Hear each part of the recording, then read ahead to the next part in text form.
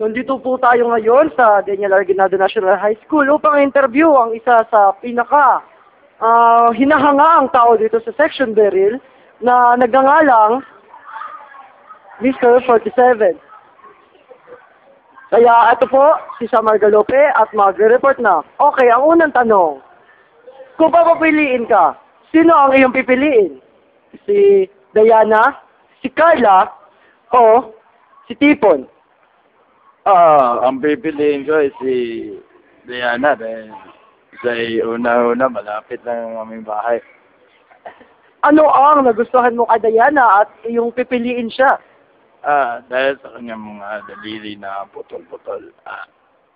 Bukod pa doon na masangkad siya. Nagigilty ka ba minsan pag inaasar mo si Diana? Minsan dahil sa pagkat na hurt kong feelings niya eh.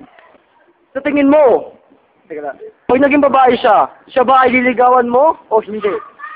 Depende kung kung maganda ba siya, kung magiging babae siya, kumpleto ba ang kanyang mga daliri. Ano ba ang katangian niya sa kanyang panloob? Ang nagustuhan mo sa kanyang panloob? Ang nagustuhan ko sa kanyang panloob ay ang kanyang daliri dahil putol-putol ito at sapagkat matangkad siya at chinita pa. Mabait ba siya sa kanyang pag-uugali at ito ba ay may posibilidad na magustuhan mo sa kasalukuyan? Wala namang problema sa kanyang pag-uugali dahil mabait naman siya.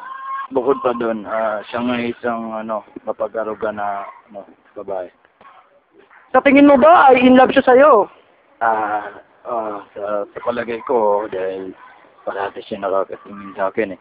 At bukod pa doon, ipinapakita pa niya ang kanyang daliri sa akin na putol-putol. I-explain mo nga kung ano ang iyong nararamdaman pag siya ay tumitingin sa'yo. Sa tingin ko ang nararamdaman ko parang pinuputol ng aking mga daliri. Parang ginagaya niya ang katangian ko. Oh, Mr. 45 or 47, may gusto ko ba sa kanya? Kung oo naman. Dahil sa pagkat siya mapagkumbaba na babae, yun lang. Maraming salamat sa iyong oras, Mr. 45. Maraming salamat din. Yun lang. Sige.